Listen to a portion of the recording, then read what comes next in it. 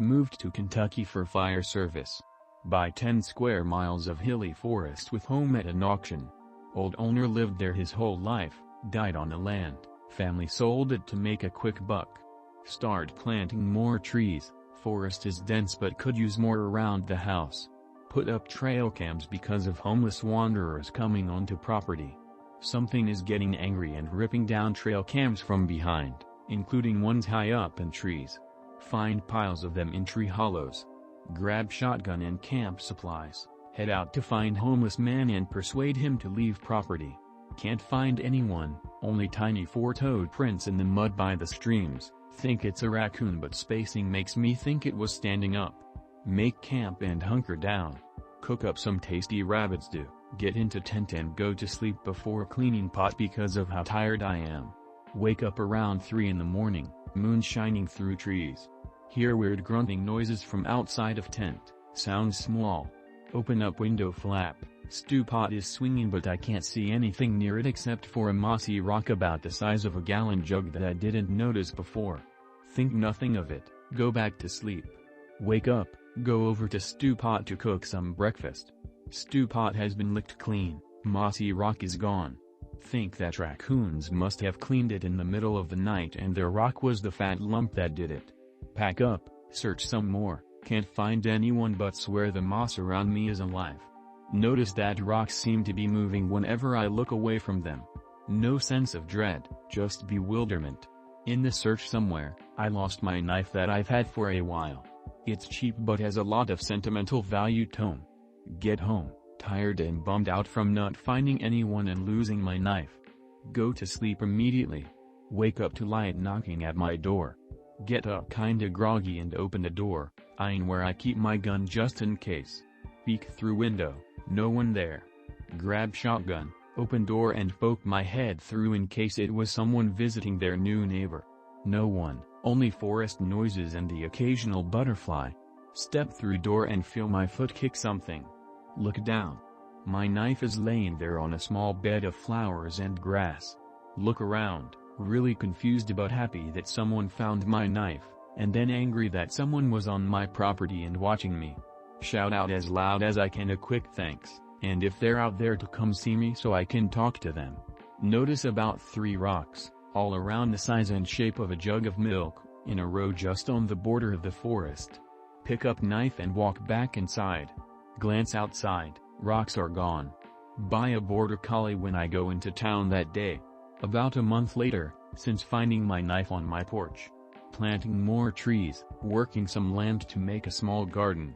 Pupper, named Hugo, is walking around sniffing things, doing puppy stuff.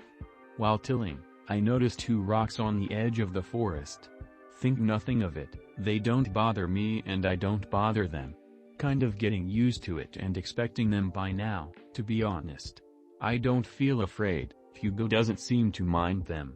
Start getting really into my garden, lose track of time and look up to find Hugo to take him inside with me for a break. Hugo gone, I'm freaking out because I love the little guy, look around frantically and see him by the edge of the forest, sniffing one of the rocks. The rock he's sniffing shifts a little when his nose gets close to it. I get up to run over to Hugo to keep him from getting hurt or something in case a rock tips over on him. That's when I see the moss on the rock shift and sprout out a tiny, spindly little arm.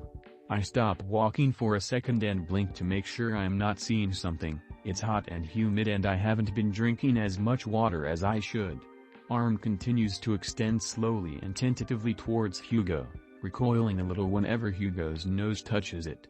I start back up, a little cautiously to not spook the rock thing. I'm getting nearer to Hugo, about 50 yards away, and see that it's petting Hugo's head. Hugo is wagging his tail and generally seems to be enjoying it. I get about 10 yards away when I step on a twig and make a loud noise. The creature's arm shoots back into its body and the rocks start tumbling frantically away. Hugo runs after them, I run after Hugo. I lose sight of Hugo, and search for him until nightfall. I go back to my house to grab a flashlight and my camping gear to find my pupper. As I'm getting closer, I see a white and black lump on the porch. I start running towards my house, and as I get closer, I see that it's Hugo. He's laying on the porch, not moving. I'm getting more upset. As I get closer, I see red and pink around his head and neck. I start sprinting, thinking my dog is hurt or dead. I get 10 feet away, about to bound up onto the porch when Hugo's head jerks up and looks at me. He stands up and comes to greet me with his slobbering mouth, clearly happy to see me. He has a little crown of red and pink flowers around his head and neck, and has a rope tied to his collar and my door. I hug him, tears kinda welling up because I've come to love this pupper so much. Stand up, shout a thank you to whoever brought him home. Go in and go to sleep. I've gotten very close to them. I'm trying to build up my trust with the little things. About a year later, I keep seeing the rocks around my house, and they are getting closer and closer. Notice one is living in my garden now. Little different from the others, greenish-gray and very round, almost spherical. Every now and then, I take a peek out the window and catch a glimpse of it moving around. Very slow and methodical. Garden has never looked more beautiful since it moved in. I go out to my garden often and see it on the opposite side from me all the time. Decide one day to go up to it and try to show it I mean it no harm. I am unsuccessful at this. It just tucks its arms and legs in whenever it sees me. Looks like a chubby sloth carved out of stone, but no mouth or nose from what I can tell, just two beady little eyes. I decide to leave it alone. It seems to be helping me with the garden, and I appreciate that. Notice that sometimes, some of my veggies will be gone, or half-eaten and sitting by the stone. Let it have them. Leave some veggies near the edge of the forest. One day, notice that the stone is gone. Veggies are no longer being eaten. Garden is looking a little worse for wear. Stones are gone from the tree line. I'm genuinely sad that they are gone. About 2 weeks later, go into forest looking for them. Come to the middle of my property where a massive tree has fallen, was some kind of oak. Possibly around 100 feet tall. When I get closer, I notice that there are dozens of the stones on it and around it, all leaning on it like they're kissing it or resting their heads on it. I'm overwhelmed with a sudden sense of sadness, almost like a family member died. I walk over to the tree and place my hand on it, whisper some sweet nothings to the stones. I go back home after spending almost 3 hours at the tree, feeling bereft of an old friend for some reason. Remember, I have a white oak sapling in my yard outside of my house. Dig it up and take it to the bigger oak in the forest the next day with Hugo. Plant it next to the fallen oak, so that it will replace the giant hole the older one left. Hugo is walking around to the stones, catch a glimpse of a few petting him. A few days later, notice the stones are back on the edge of the forest. Garden stone is back, and everything looks lush and vibrant again. Go out into the forest one day with Hugo to look around for bums, say hi to some friends, and just to be outdoors. Notice more and more signs of a homeless person living here. Trash everywhere, broken branches and plants, etc. Finally make it to where I think the guy is camping. Find a shelter and take it down, but neatly fold it for him so he can get off my property quickly. Starting to get dark, I'm getting a little worried that I missed him or he's dead somewhere on my property. See someone moving deeper in the forest, shout out to him to stop and talk to me. The guy has a pickaxe, so I keep my shotgun ready in case he gets violent. I see he's smashing something with it. Freaking out, thinking I just stumbled onto a killing. That's when I hear the unmistakable sound of rocks being smashed. I fire into the air and get his attention damn quick. He drops his pickaxe and puts his hands up, mumbling something unintelligible. My adrenaline is pumping, I'm shaking, and Hugo is going mad on his leash. I scream at him about smashing the rocks. He starts saying how they were following him and throwing stuff at him. I almost shot him then and there, but instead I lead him at gunpoint to the edge of my property and told him to get out and never come back. Few days later, get a call from the sheriff's office about a body they found near my property. Homeless guy, beaten to death and stuffed into a tree. Tells me there will be a deputy coming to talk to me. Deputy shows up about an hour later, questions me about if I had any interactions with the homeless guy. Tell him no, he starts to leave. Turns around on my porch, mentions my stone fence is a little low, but looks good. Look around, see the entire edge of the forest around my house is surrounded by stones. Tell him thanks, and see him to his cruiser. He leaves. I look back at my house. All the stones are gone, except for 2. I've got a lot of small ones, like gifts and whatnot. They leave me flowers, sometimes morel mushrooms, things I've lost, etc. I've been giving them about 1/3 of my veggies, and they seem to like that. More and more show up in my yard, rather than my tree line, and only seem to move when they don't notice me there.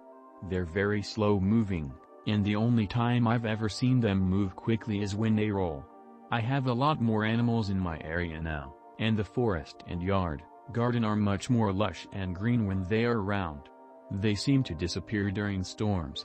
I think they either go into tree hollows or patiently wait it out under other kinds of cover. The garden rock likes to go into a small covered trellis I built it for when the rain comes. Never heard them speak, and have only seen their faces a few times. It's just an oblong rock with beady black eyes that look like polished black glass. Very spindly arms and legs, not bony looking but more vine-like. They tuck back onto the body and aren't noticeable. 4 toes and 3 fingers and a thumb. Bodies are shaped like a bullet, and they are about the size of a gallon jug. The garden rock is more round, though. Their head sits on the front of the body rather than on top, and kinda blends into it. The eyes are wide-spaced, almost parallel to each other, and about the size of small marble. They are covered in moss, and can range from green to a burgundy. I think that might indicate age, but I don't know. When they stand up and walk, they look hunched over, and they tend to waddle more than just walk with arms out like they're carrying something under them. There were a couple things left in the house, like some personal documents, mostly health records. Other than that, I know the guy came from Holland, and that he built the house when he came over in the 50s. None of his family wanted the land, they just seemed to want to make some quick cash. I did let them spread his ashes in the forest though, because that's where he spent most of his time with his wife. Her ashes were also spread out here, according to their daughter. Seemed like a sweet old man.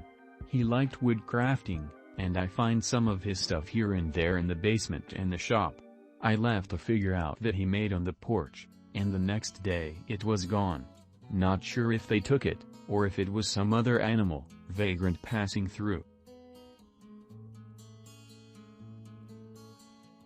Thanks for watching. If you enjoyed the video, please consider liking and subscribing. If you have any questions, advice, or suggestions, please leave them down in the comment section. Stay safe out there, Paranormal Archives.